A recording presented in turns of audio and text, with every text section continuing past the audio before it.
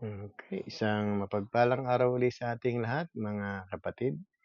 Ito po muli ang Kohelet Ministry na siyang magdadala sa atin ng salita ng Diyos o muli nating pag-aralan, muli nating pag-usapan ang kanyang mga salita.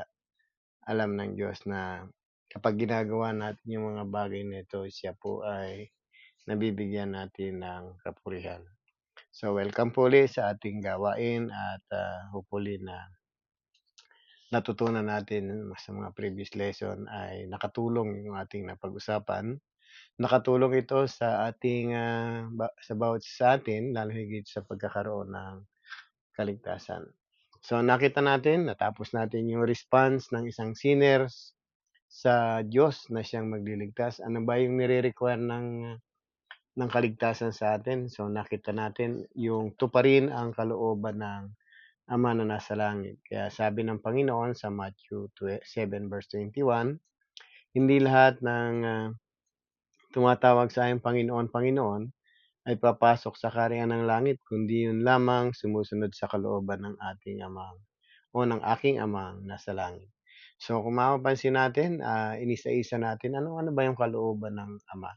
So nakita natin na kailangan nating gawin ang sabi ng Panginoon o sabi ng Panginoon mismo nung siya'y tinanong sa John 6, 28 to 29, tinanong sila ng mga Pariseo at mga iba pang naroon na sabi, "Ano po yung dapat naming gawin para matupad ang kalooban ng Ama?" Ang tugon ng Panginoon, "Manalig kayo sa isinugo niya." So number one ay pinagagawa pala sa atin ng Ama ay manalig tayo sa Diyos o sa isinugo niya. Kaya nga tayo kung hindi natin pananaligan ang ating Panginoon na siyang isinugo ng Ama sa sanglibutan ito, so yung ating pananampalataya magiging walang kabuluhan at sasala tayo. Lahat naman kasi ng tao nananampalataya. Kaya lang nagkaroon ng iba-iba ay meron tayong iba-ibang pinagkukuhanan ng aral. Kaya nga ang Biblia ay mahalaga para iisa yung aral natin at alam natin ang Biblia lamang ang siyang nakapagtuturo ng daan tungo sa kaligtasan. At yung pagkakaroon ng kaligtasan ay pagsunod sa kalooban ng Ama na ng ating Panginoon. At nakita natin unang kalooban ay ang pananampalataya. So napag-usapan po natin ang pananampalataya. Ang pangalawang kalooban ng Panginoon yung magsisi tayo sa ating mga kasalanan. Sabi po sa Acts 17:30, ang sabi doon, mahabang panahon na hindi pinansin ng Diyos ang di pagkilala sa kanya ng tao. Ngunit ay ngayon tinuturo niya sa lahat ng iniuutos niya sa lahat ng tao at sa lahat ng panahon na magsisi silang lahat at tumalikod sa kasalanan. So kung titingnan natin, inuutusan din tayo ng Ama, kalooban din ng Ama ang magsisi. Kaya nga tayo, kung tayo ay magsisisi, meron tayong nagawang kasalanan. At ang kasalanan natin na yon, yung hindi natin pagpansin sa Diyos na siyang lumikha sa atin. Kaya nga kung tayo po ay nakakarinig ng mga salita ng Panginoon, makikita natin yung ating kakulangan at makikita natin yung solusyon do sa kakulangan ng ating pagkilala sa Panginoon. Ito po yung magsisi. So ang pagsisisi ay iniuutos ng Panginoon. So napag-aralan na rin po natin 'yan. At lalo higit ang bautismo.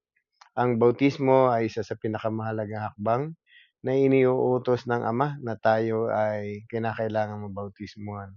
So sa Matthew chapter 3 verse 15, nung lumapit ang ating Panginoong Hesus kay Juan upang magpabautismo, sinansala siya ni Juan at ang sabi, "Ako po ang dapat niyong bautismuhan, ngunit kayo pa ang lumapit sa akin." Ang tugon ng ating Panginoon, hayaan mong mangyari sa atin ang mga bagay nito ngayon, sapagkat ito ang nararapat nating gawin upang matupad ang kalooban ng Diyos. So kung titingnan natin ang pananampalataya, pagsisisi, ang bautismo, at ang pagpapahayag ng kanyang pangalan, ng kanyang kamatayan o yung confession, ay kalooban ng Ama. At kapag ito'y ginawa natin, tayo po ay nakakasunod doon sa law system. Ito yung sistema na binigay ng Diyos para matugunan natin o magkaroon tayo ng ito yung response natin doon sa Diyos na magliligtas sa atin. Matapos na yung ginawa ng Panginoon ang pagliligtas, so ito po yung kailangan ng mga tao para matubos sila at magkaroon sila ng kapatawaran sa kasalanan at lalo higit magkaroon ng buhay na walang hanggan. Kaya nga 'pag hindi po naging klaro sa atin ang mga bagay na ito, tayo pong lahat ay aasa sa buhay na walang hanggan pero hindi po tayo magkakamit nito kasi hindi po tayo nakasunod ayon sa palatuntunan ng Panginoon pagdating sa kanyang pagliligtas. So, ang tawag po dito ay grace. So, ito yung regalo ng ating Panginoon sa ating mga makasalanan upang tayong lahat ay makarating sa buhay na walang hanggan. Kung pa tayo po ay magpapasakop sa biyaya niya, tatanggapin natin yung biyaya ng Panginoon, tayo po ay magkakaroon ng kaligtasan. Kaya nga sa ating mga previous lesson, niliwanag natin ano-ano ba yung mga kailangan. Kung hindi niyo po narinig yung mga bagay na ito, so pwede niyong balik-balikan po yan. Nasa YouTube po naman lahat yan. So, mga kapatid, nakita natin na puwede tayong magkaiba-iba. Kahit lahat ng pananampalataya puwedeng magkaiba-iba. Kaya nga sa atin bakit, nangyayari yung bagay na yun, kasi yung reference na pinagkukuhanan natin ay iba-iba rin. O kung meron man tayong reference na hawak-hawak ngayon, which is ang Biblia, minsan hindi po faithful yung nagtuturo sa atin dahil meron sa protection sa kanilang organization o mga ano man. Pero sa atin po, ang mahalaga sa atin ay makasunod tayo sa kalooban ng Diyos upang tayo ay magkaroon ng kaligtasan. Kaya kung ang iyong kinabibilangang iglesia ay nagtuturo ng kaligtasan, ang iyan po ay iglesia ng ating Panginoon. At ang kaligtasang itinuturo diyan ay biblical, hindi po yung sa pamamagitan lang ng prayer o laying hands puwede nang maligtas ang isang tao. Minsan sa pamamagitan lang ng holy water mapupunta na sa langit ang isang tao. So, wala pong ganyang sistema ng pagpasok sa kaligtasan. Ang pagpasok sa kaligtasan ay sa pamamagitan lamang po ng grace at yung grace po na yon may tinatanggap na may iniuutos na na sistema na dapat nating tuparin. So, naging maliwanag po sana sa atin yung response natin. So, ano pa yung natitira? After na tayo naging nabaptize, ang tawag po sa atin ay mga Kristiyano o followers ni Christ. Ang tawag po sa atin, tayo yung mga nagkaroon ng kaligtasan o yung nagkaroon ng kapatawaran sa kasalanan. So tayo din yung tinatawag na pinananahanan ng Espiritu Santo, yung kanyang, gift, yung ano ba yung gift ng Holy Spirit? Ito po yung pag-ibig, kagalakan, kabutihan. So makikita po natin 'yan sa Galatians 5:22. So marami po yung regalo na 'yan, kaya nga ang isang Kristiyano makakapamuhay na ayon sa palatuntunan ng Diyos dahil binigyan na siya ng bagong puso at bagong espiritu. So tayo din ang mga tinatawag sa atin, tayo po ay mga nagkaroon ng kaligtasan. So tayo po yung mga maliligtas kasi naging bahagi po tayo nung pagliligtas ng ating Panginoon. At tayo rin yung tinatawag na pinananahanan ni Kristo kaya nga Christian po ang tawag sa atin. Tayo po ay tagasunod ng Panginoon kaya sa Biblia ang sinabi doon na meaning ng Christian ayon sa Acts chapter 11 verse 27, 11:26 yata 'yun, if I'm not mistaken. So mapapansin po natin do'n ang tagasunod ni Kristo, ibig sabihin followers ni Christ ay mga tinawag na Kristiyano. Ito po sa Antioquia.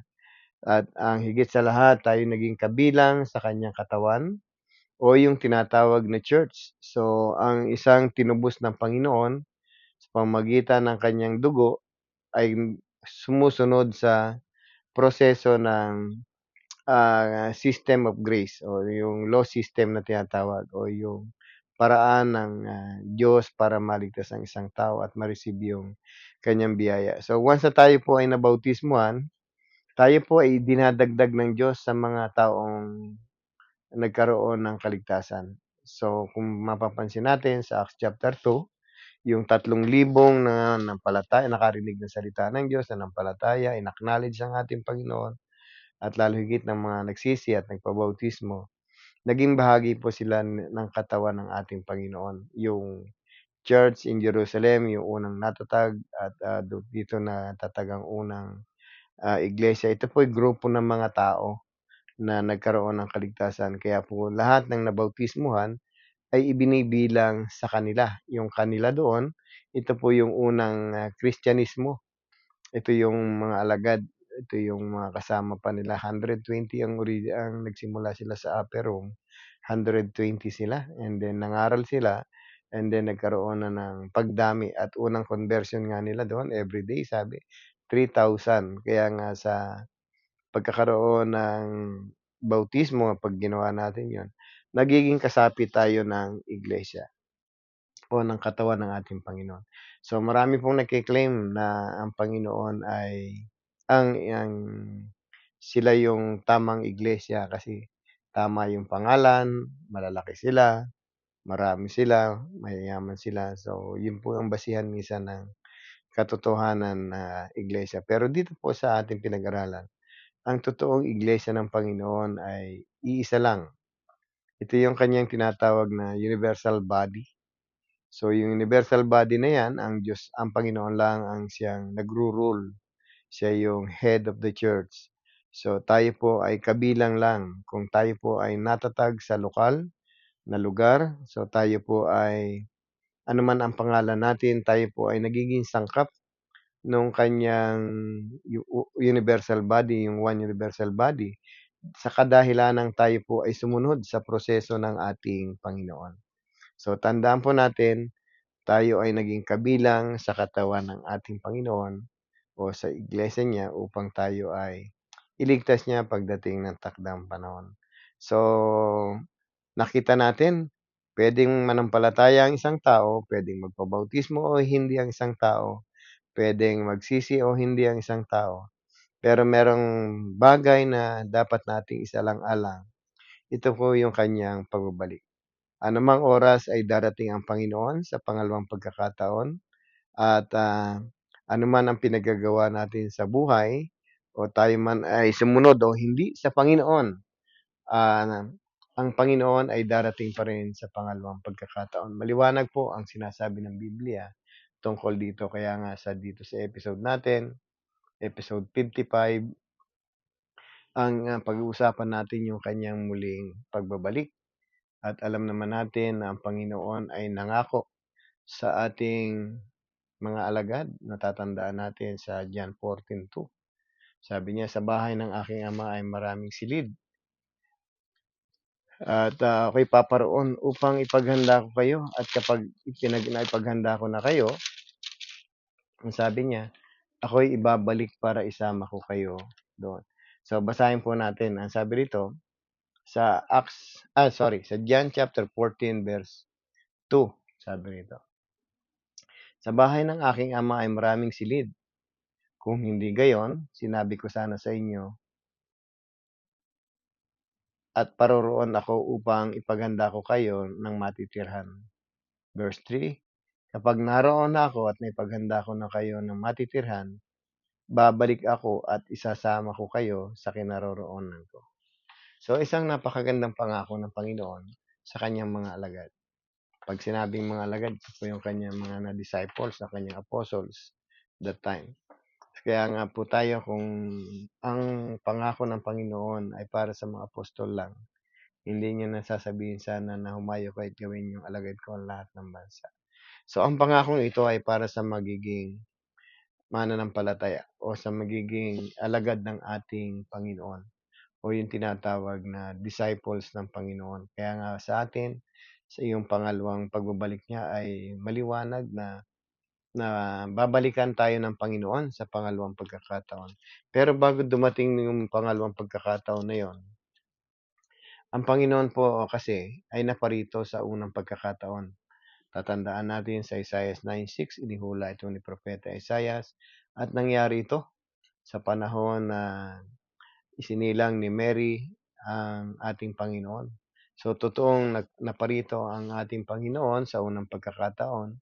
At sa pagkakataon na yon, ang pagparito niya ay iligtas, hanapin at iligtas ang naliligaw. Kaya nga sa atin tayo po ay ay may kasiguruhan na puwede tayong maligtas kung tayo po ay nakita o nahanap ng ating Panginoon. Kaya nga sa kanyang pagparito nung una, nangyari na po 'yon at siya'y umakyat muli sa langit matapos siyang mabuhay na maguli. So, natatandaan natin yung Great Commission bago siya umakyat sa langit, iniwanan niya sa ating mga alagad, ating mga apostol yung dakilang utos na yon na sabi, "Gawin niyong alagad ko ang lahat ng bansa."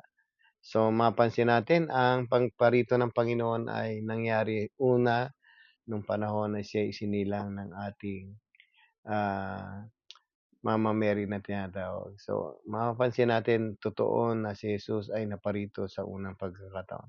Pero yung pangalawang pagkakataon na babalik siya, nakita na rin ito, malayo pa hindi pa siya ipinanganganak. Sa pagparito niya, nakita na ito sa pangitain ni Propeta Daniel. At ang pagparito ng Panginoon na yon ay, ito yung pangalawang pagbabalik niya. Kaya nga meron po talagang second coming of Christ. Kaya ito po yung lesson natin ngayon, sa kanyang pangalawang pagbabalik. Sabi po doon sa kanyang pangitain sa aklat ni Daniel chapter 7 verse 13 to 14, ito po yung sinasabi sa kanyang ang pangitain po ni Propeta Daniel. Sabi rito, "Patuloy ang aking pangitain.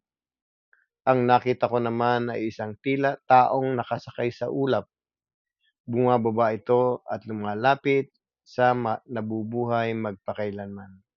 Binigyan siya ng kapamahalaan at karangalan at ng kaharian. Siya ay paglilingkuran ng lahat ng tao, bansa at wika. Ang pamamahala niya ay di matatapos at hindi magwawakas ang kanyang kaharian." So ito po yung pangitain ni Daniel. Sino po ba yung inaasahan nating babalik na nakasakay sa alapaap? So, kukumpirmahin po din natin 'yan sa aklat ng mga gawa. Kasi po nung umalis ang ating Panginoon, ay sinabi rin ng mga anghel ng Diyos kung papaano siya, ah, muling babalik. Kaya nga po tayo kung makikita natin dito sa aklat ng mga gawa, sabi rito sa chapter 1 verse 10, ikukumpirma natin kung sino yung nasa sa ulap na 'yan na nakikita ni Propeta Daniel sa kanyang pangitain. Sabi rito sa verse 10, "Habang sila'y nakatitig sa langit, dalawang lalaking nakaputi at ang biglang tumayo sa tabi nila.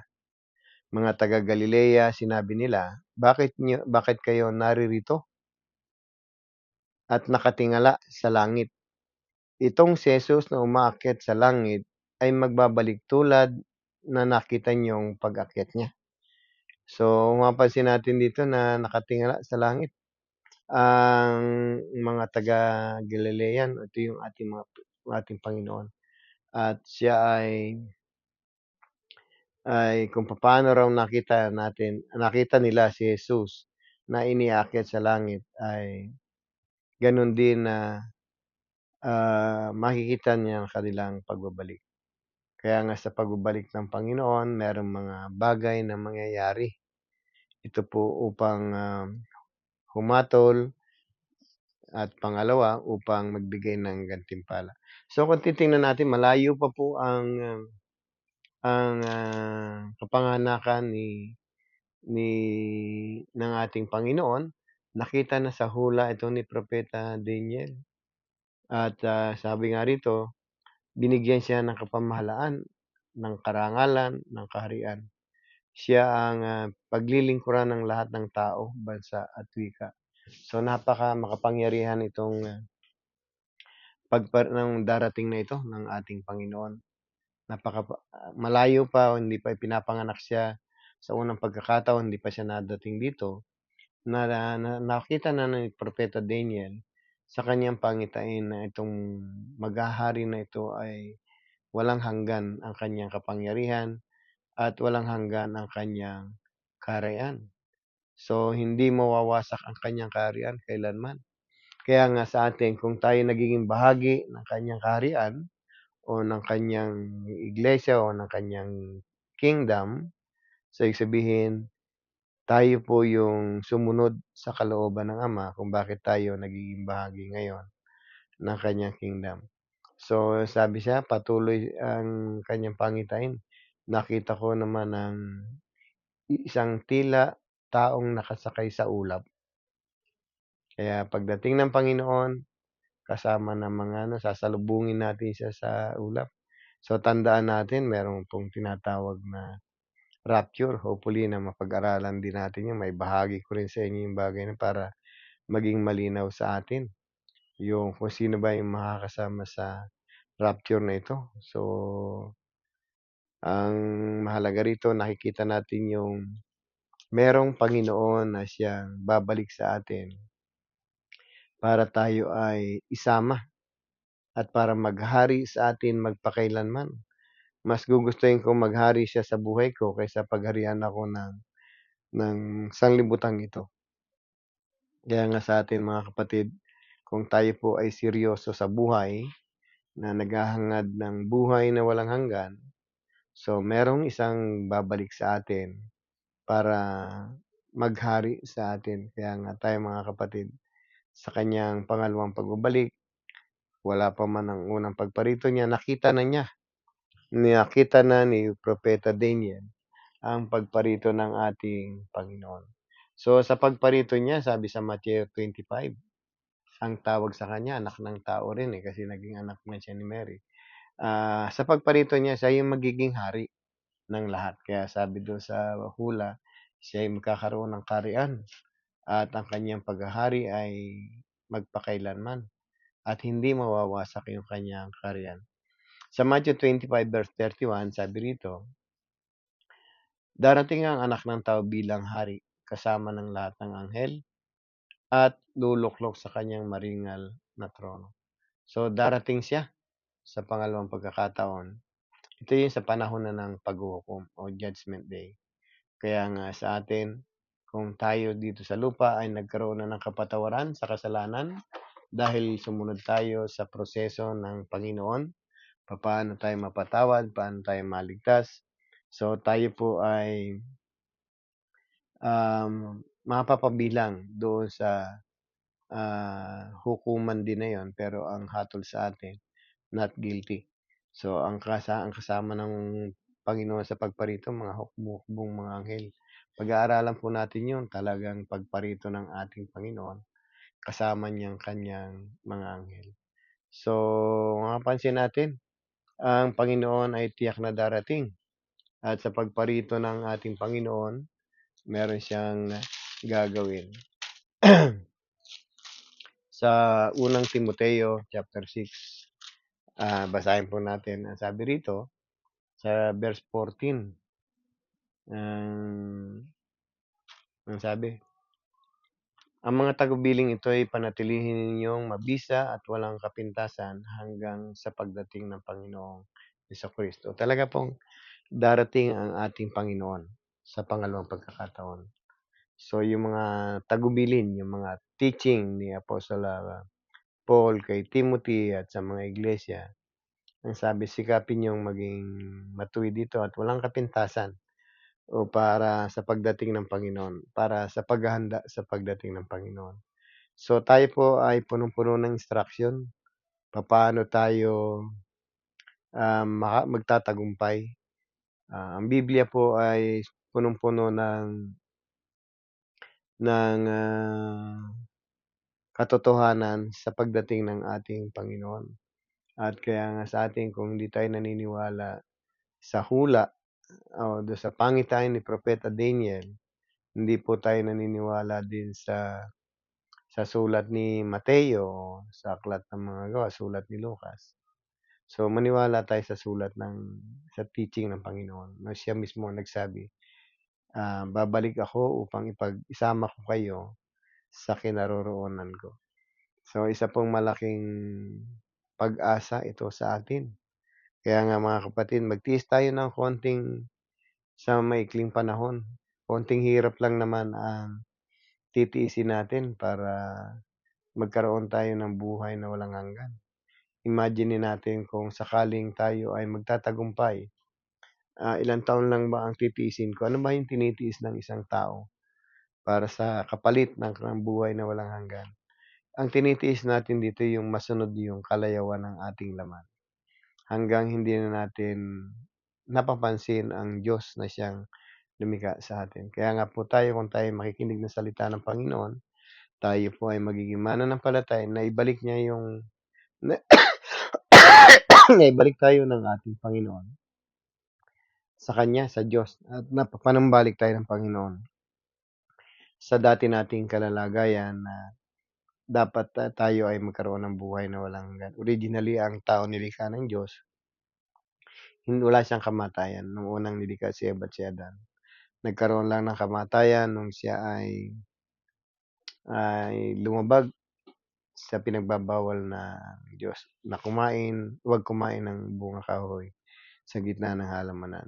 Since then, nagkaroon ng kamatayan. Kaya nga, kung tayo po ay magtatagumpay, yung original design ng Diyos sa atin magkaroon ng buhay na walang hanggan, ay may babalik dahil sa pananalig natin at pagsunod natin sa aral ng ating Panginoon. So, ang Panginoon ay paparito sa pangalawang pagkakataon para ah, iligtas tayo, para tanggapin natin yung mga papuri, tanggapin niya yung mga papuri natin at parangal sa kanya upang ah, humatol din siya. So maraming mangyayari, kaya nga sa pagparito ng Panginoon, lulupigin niya yung kamatayan at higit sa lahat upang makasama tayo sa kanyang kinaroroonan. Kaya nga pag-aralan natin ang mga layunin ng pagparito ng Panginoon sa susunod na pag-aaral. Kaya nga tayo sa pagdating ng ating Panginoong Hesus, ang question sa atin is, ready ba tayo sa pagbabalik niya? Alam naman natin na ang pagbabalik niya ay ito yung katapusan na ng sanlibutan. Ito yung pagkakaroon na ng bagong langit at bagong lupa sa mga taong magtatagumpay. At ito rin yung kapahamakan ng mga taong hindi po mananalig sa Kanya at yung magtatatwa sa Kanya. Kaya nga sa atin mga ginagawang pagsasaliksik ng banal na kasulatan, nakikita po natin yung mga bagay na kailangan nating gawin para po tayo ay magtagumpay.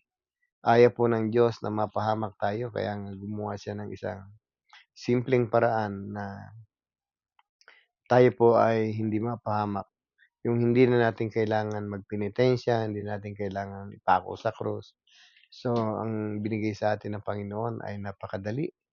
Manampalataya tayo sa Kanya at patuloy tayong tumanggap ng biyaya o ng grace na nagmumula sa Kanya. So, sa atin habang hinihintay natin ang Panginoon, tayo po ay bahagi ng isang katawan ng ating Panginoon dahil dumaan tayo sa proseso ng banal na kasulatan o sa teaching ng ating Panginoon. Kaya nga mga kapatid, kung tayo po ay kulang yung ating kaalaman para tayo maligtas, so ito pong video na ito ay makakatulong po sa atin. At habang pinakikinggan ninyo ito, basahin din natin para patuloy nating maunawaan yung kung totoo ba o hindi yung ating naririnig sa programa na ito. So magbasa rin tayo minsan at patuloy tayong magbigay ng panahon sa pag-aaral ng salita ng Diyos. So marami pong hindi maliligtas dahil sa hindi po nila alam yung kanilang parte sa pagliligtas ng ating Panginoon. Muli kong inuulit na ang kaligtasan kapag pinag-usapan, merong itong two parties na tinatawag, the giver of salvation and the recipient of salvation. Yung giver ng salvation, tapos na yung ginawa niya. Salvation is ready to everyone na. So, tayo lang mga recipient ang minsan hindi ready. O minsan hindi natin alam o minsan hindi pa rin natin natatanggap. So, available na po ang kaligtasan. Ito po ay libre. Pero hindi po ito cheap na bagay. Ito po ay pinakamahalaga sa buhay ng isang tao kapag siya ay nagkaroon nito. So, ito'y magbibigay ng kagalakan sa kanya. Ano man ang ginagawa natin sa buhay, ang bilin ko lagi sa ating lahat ay isama natin sa programa ng buhay natin ang pag-aaral ng salita ng Diyos. Matututo po tayo, magiging matalino tayo, at lalo higit magkakaroon tayo ng kaligtasan. So mga kapatid, dito lang muna tayo next week. Pag-usapan natin yung layunin ng pagparito ng Panginoon. Ano ba yung gagawin ng Panginoon sa kanyang muling pagbabalik? So pagpalain po tayo at hopefully magkita-kita po muli tayo sa susunod na linggo. Salamat po ulit. God bless everyone.